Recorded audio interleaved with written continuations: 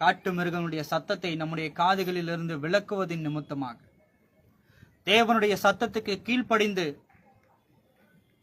நம்மை அர்ப்பணிப்பதின் நிமித்தமாக, அவரோடு கூட ஒவ்வொரு நாளும் சஞ்சரிப்பதின் நிமித்தமாக செய்வோமா? நம்மை ஒப்பு கொடுப்போமா?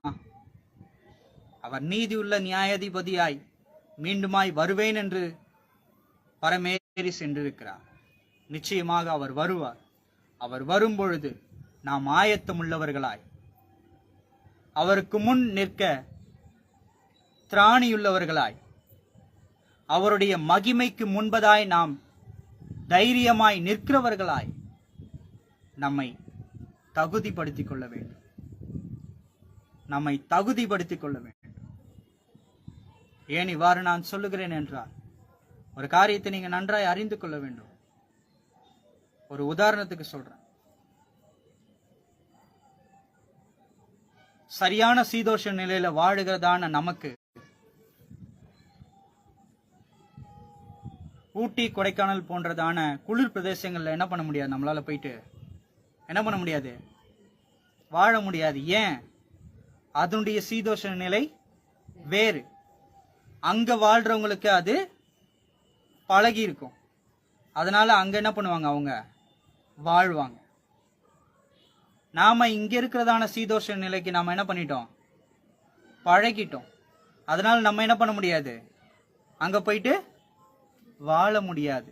அதே போலதான் எப்படி இந்த உலகத்திலே சீதோஷ நிலை நம்மளை மாற்றிக்கொள்ள முடியாதோ, அதே போல பாவமான இந்த உலகத்திலே வாழ்ந்து பழகிய நமக்கு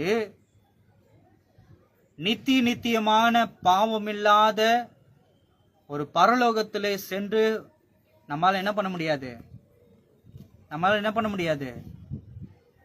பாவம் செய்யாமல் வாழ முடியாது. நம்ம அங்க போனா கூட நம்ம என்ன பண்ணிடுவோம்? பாவம் செய்து விடுவோம். ஏனென்றால் நாம எங்க பழகி இருக்கிறோம்? இப்போ பாவ உலகிலே எல்லா பாவத்தையும் செய்து நாம என்ன பண்ணிருக்கிறோம்? இப்போ பழக்கப்பட்டு விட்டோம். இந்த பழக்கம் நாம் நித்திய ராஜ்யத்துக்கும் கடந்து சென்றால் என்னதான் வரும்? அந்த பழக்கம் அங்கேயும் நமக்கு வரும். அப்போ அந்த நித்திய ராஜ்யத்திலே வசனம் சொல்லுகிறது, அவர் பாவத்தை காணாத சுத்த கண்ணனா இருக்கிறார் என்று. யாரு? தேவனாகிய கர்த்தர். பாவத்தை காணாத சுத்த கண்ணனாய் இருக்கிறதான ஒரு இடத்திலே நாம போயிட்டு என்ன பண்ண முடியாது? பாவிகளாய் பாவம் செய்து கொண்டு நம்முடைய வாழ்க்கையை அங்க என்ன பண்ண முடியாது? வாழ முடியாது. அப்ப அங்கே போயிட்டு வாழணும்னா இங்க இருக்கும் போதே நம்ம என்ன பண்ணோம்? அங்கே போய் வாழ்வதற்காக நம்ம என்ன பண்ணோம்?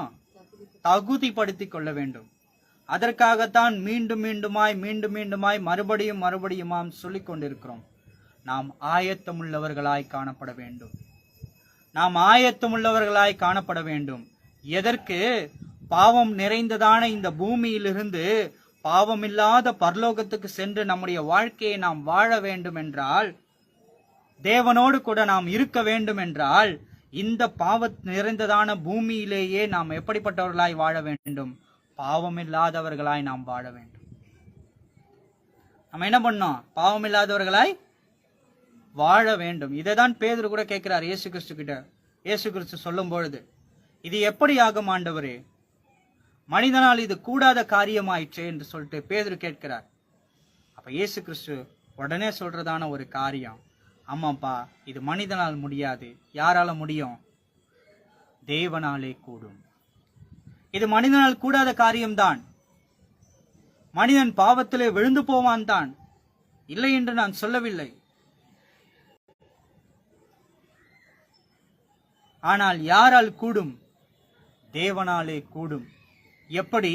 நாம் தேவனோடு கூட அனுதினமும் சஞ்சரிக்கிறவர்களாய் காணப்படுமே ஆனால், தேவனோடு கூட நாம் அனுதினமும் பேசுகிறவர்களாய் இருப்போமே ஆனால், எப்பொழுதும் தேவனை குறித்தே சிந்தனை நமக்கு இருக்குமே ஆனால், பாவம் என்கிறதான சிந்தனையே நமக்கு என்ன பண்ணாது? ஒருபோதும் வராது. பாவம் என்கிறதான சிந்தனை நமக்குள்ளே வந்தால் மட்டும்தான் நம்முடைய சரீரம் என்ன பண்ணப்படும்? பாவத்துக்கு சரீரத்தை ஒப்பு கொடுக்கும். அந்த சிந்தனை நமக்குள்ளே பாவம் என்கிறதான சிந்தனையே நமக்கு இல்லைன்னா பாவத்துக்கு இந்த சரீரத்தை என்ன பண்ணாது? ஒப்பு கொடுக்காது. இந்த சரீரம் பாவத்தை செய்யலனா ஆத்துமா என்ன பண்ணாது? களங்கம் அடையாது. அப்போ முதலாவது நம்முடைய சிந்தை எங்க இருக்க வேண்டும்? தேவனுக்கு நேராய் இருக்க வேண்டும். தேவனை நோக்கி பார்க்கிற சிந்தனையாய் காணப்பட வேண்டும். தேவனை குறித்ததான சிந்தனைகளோடு நாம் அனுதினமும் நம்முடைய வாழ்க்கையை வாழுகிறவர்களாய் காணப்பட வேண்டும். நம்முடைய சிந்தனை தேவனை நோக்கியே இருக்குமே ஆனால் நம்ம பாவத்தை குறித்து என்ன பண்ண மாட்டோம்? ஒருபோதும் சிந்திக்கவே மாட்டோம். தேவ சிந்தனையோடு கூட நம்ம இருப்போம். அதான் அவர் சொல்றாரு, நான் பரிசுத்தர், நீங்களும் பரிசுத்தராய். அவரோடு கூட நாம் இணைந்திருப்போமே ஆனால் அவர் பரிசுத்தராய் இருக்கிறார். நாமும் அவரோடு கூட இணைந்து நம்ம என்ன பண்ணுவோம்? பரிசுத்தவர்களாய் காணப்படுவோம்.